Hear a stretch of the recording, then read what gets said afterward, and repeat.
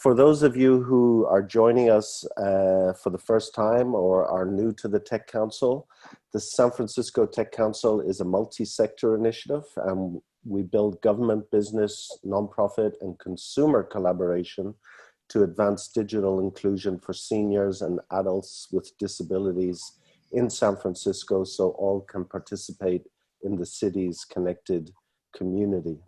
Nice to meet everybody on the call. My name is René Peters. I'm the vice chair of CTAB, the Community Technology Advisory Board in Seattle. I personally have lived in Seattle for about 2 years. My background is chemical engineering. I was a manufacturing engineer. And after business school, I moved to Seattle to work for Microsoft. A pretty typical tech story, focusing on AI and mixed reality. And so my curiosity was always centered around, how is technology changing the way that people live and work? And that's something that I've brought in my career, and then also something that I've been able to express outside of work by volunteering on CTAB and just extending that interest to public-facing matters. So just a little quick note on what CTAB actually does.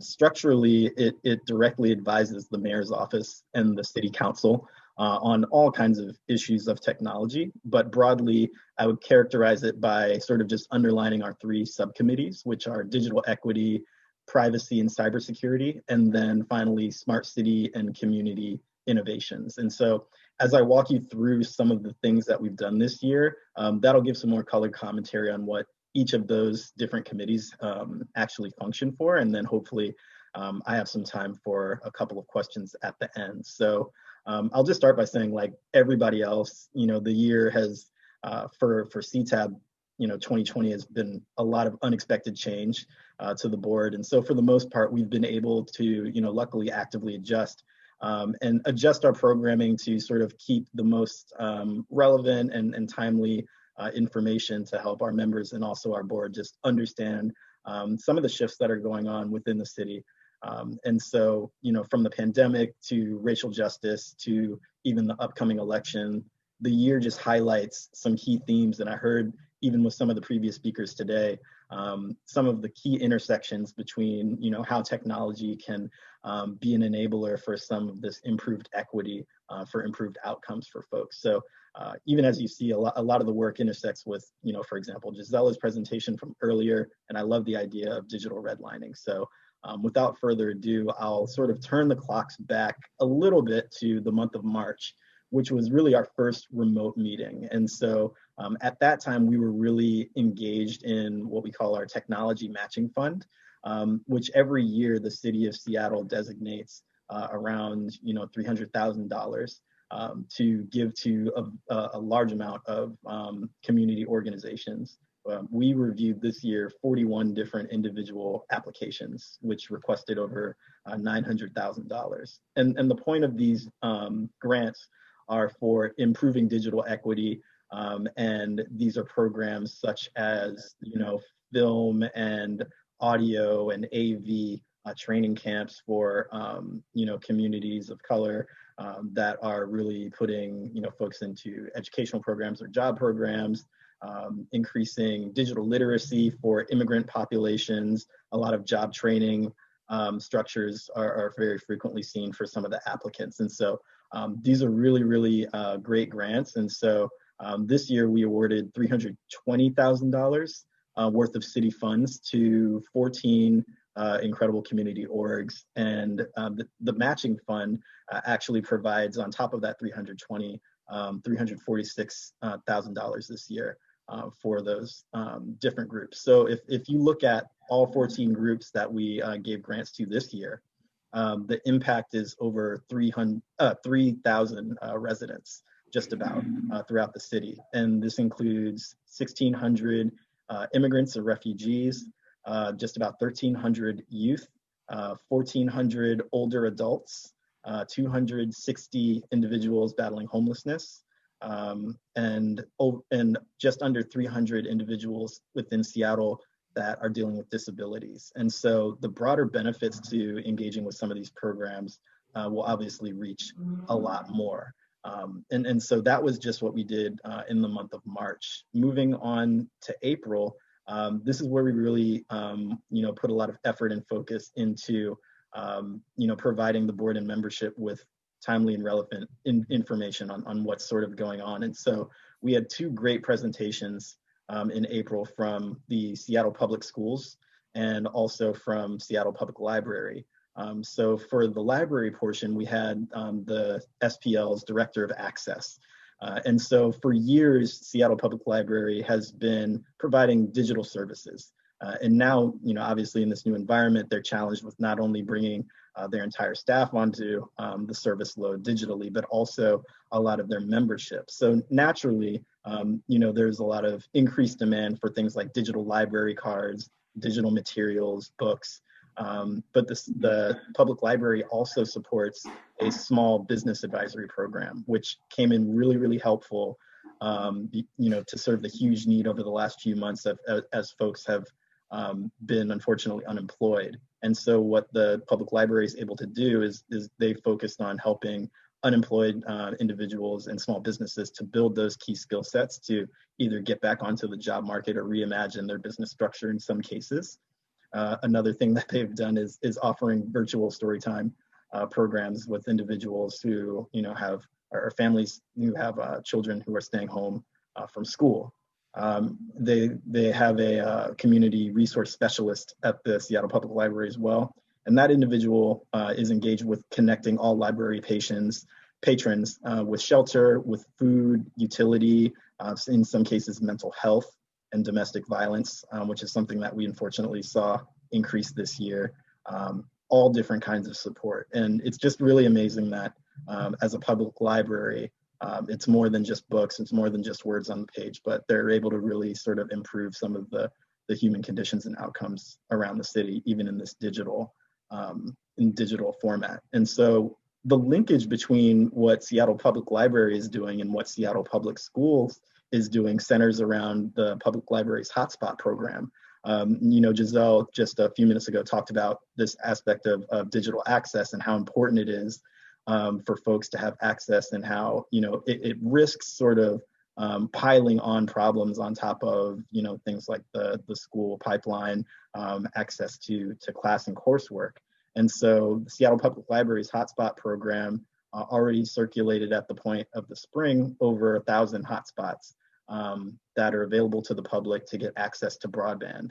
And now they're engaged in getting more funding to increase that inventory. But where that overlaps with the public schools, obviously, is there's a huge need and common problem in increased reliance on that remote access. And again, that uniquely disadvantages communities of color and low-income communities. So if we look at the Technology Access Report, which was published in 2018 in Seattle, it showed that over 10%, or just about 10% of Seattle citizens lack access to sufficient internet access. And so what Seattle Public Schools came and presented about was their alliance with the Alliance for Education, which is a group that has been working to determine the needs of each different district in the Seattle area as far as computer infrastructure and connection needs. And they've also forged partnerships with tech firms like Microsoft and Amazon, which are headquartered here in Seattle, of course, to provide hardware and also ongoing tech support for the families. So not just providing the hotspots or providing the physical laptops, but also tackling the challenge of implementation on an active basis. So they prioritized students of the highest need, for example, starting with students who are involved with Seattle Housing Authority assistance programs who are having trouble with constant housing, low income students who are taking college courses, and African American students who are Seattle acknowledges that they're furthest from educational justice, as they put it. They too have access to counselors who work with the schools and the families on an ongoing basis to work with these different populations and districts to coordinate things like laptop pickups at designated centers around the city. And as of April, they were giving out about 300 laptops per week. And so that, a couple of really great programs that came in April. So if we move on to May, the focus that we tackled was the census, which, interestingly enough, just a few days ago has been on the news because the Supreme Court allowed the Trump administration to, bring the census to an early close. And so, this is a time of critical online access, or a theme of critical online access, because 2020 was the first census that is predominantly online administered. As we know, the census is critical for distributing federal resources. So things like closing down the census early, adding citizenship question was another thing that was, considered and floated. Those are strategic efforts that choke off federal resources from largely communities of color through the means of lower participation and undercounting. So the representatives that came and spoke to the board in May, they talked about Seattle's quickly growing population. It's cumulatively has grown about 23% since 2010. And also that's undergone, along with that growth, changes in racial composition. And so it's not only an exercise of getting better penetration into those neighborhoods, but also they talked about, from a technology perspective, the improved privacy protections that need to be considered in the online format. In July, we had a really great panel between the board and council member Alex Peterson regarding an Internet for All resolution that's being pushed through the city of Seattle. So just to back up a little bit, the Community Technology Advisory Board is attached, so to speak, to City Council by way of the Transportation and Utilities Committee, which is chaired by Council Member Peterson. And so, of course, as we talked about even earlier in today's session, the pandemic has kicked plans into high gear regarding this effort to really take a good crack at universal access. Just citing the aforementioned technology access report and the increased stress that's been put on educational systems, telehealth and medical systems, all linking through broadband access. So the resolution is a proposal to really study and collect the latest and greatest information, look at lessons learned from other strategies such as municipal broadband in Seattle and elsewhere, and laying out a concrete plan with details for how the city can expedite realistic universal access through partnerships with philanthropic organizations, through business communities, academia, and even with city departments, including CTAB. So this is something that we're actively partnering with City Council to build out. And Torgi, I think he may be on the call, who's my chair. He and myself represented CTAB in July's Seattle City Council meeting, where the resolution was unanimously passed on to the next stage.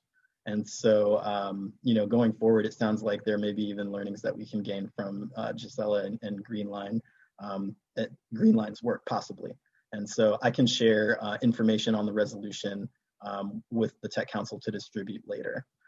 The other half of the meeting that we had in July was focused on our own Digital Equity Committee's telehealth initiative. And so our Digital Equity Committee they're spearheading a focus on telehealth, which really zeroes in on the need of seniors.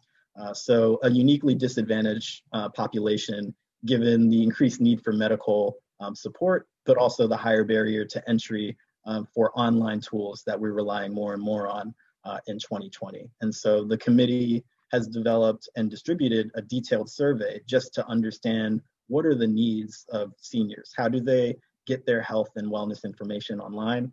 What are the service providers bringing to the table to improve that access? And then from that information, they plan to pilot a solution. And so along the way, they've built partnerships with Seattle Information Technology, the Seattle Housing Authority, who helped them a lot with the surveying of elderly communities, as well as the Seattle Aging and Disability Services. So where that project is now is they're currently moving on to phase 2, which is to identify funding sources to put behind building out that pilot plan. So that brings us to September, and our theme for September focused on the pandemic. So we actually had an incredible panel on contact tracing that was put together by our Privacy and Cybersecurity Committee. So we had senior epidemiologists and compliance officers from Public Health Seattle. We had a director of Masters of Public Health curriculum from the University of Washington, as well as a professor of computer science from the University of Washington, as well as an infectious disease expert from the Seattle area, to just talk about various angles of how do you execute and really follow through with the considerations of what contact tracing requires. So not only did they detail the process itself, but they also dove into, again, privacy considerations that come from that intersection of, medical data, HIPAA data, and the public health need at an incredible scale and pace that they've had to deal with for the past few months and ongoing into the future. They talked about the ability for contact tracers to maintain contact with individuals and probable cases through cell phone, SMS, through interviews, and all of this being done in a variety of languages to cover all of the communities in need. For example, one of the topics that the panelists chatted about was the large case occurrence in the Latino and immigrant community, and how the broadly flexible modes of outreach really help digital equity, such as getting creative and reaching out through television and Spanish-speaking television outlets and channels. So it was a really meaty discussion. So I encourage folks to go. You can access all of our transcripts for our meetings online. I'll send that information as well after this meeting. And that finally brings us to October. Luckily, we had a couple of individuals from the San Francisco Tech Council that were able to come and visit with us. But our theme in October was the election process. And so we had a great panel put on by Julie Wise, who is our King County Director of Elections. And she spoke about the technology, the privacy, and the security procedures behind the upcoming election. So, really a great example of how, redundant systems and privacy, airtightness really is playing a role in an election that seems to be as high stakes as any election that any of us can remember. And so it just underlines again that intersection of technology and access to, key civic engagement processes, and how do we improve outreach to distribute resources as needed. So that brings us up to present day. I know I'm catching my breath here, so I hope that was a good summary. Again, you see the thread of how just shoring up access for individuals really is a question of, thinking about the most vulnerable, and weaving that thought through everything that we do. As a tech board, technology has a huge part to play in bridging the gap in the best cases, but we also have to pay attention to, how can technologies uniquely pose risks and blind spots to different pockets of the population as well. So again, I will be distributing information where you can have access to all of our meeting minutes. And in the coming months, I encourage you to, listen in on some of our meetings, and we'll be doing the same because, I've really enjoyed my time here at the Tech Council for San Francisco, and looking forward, as I said before, on continued partnerships. So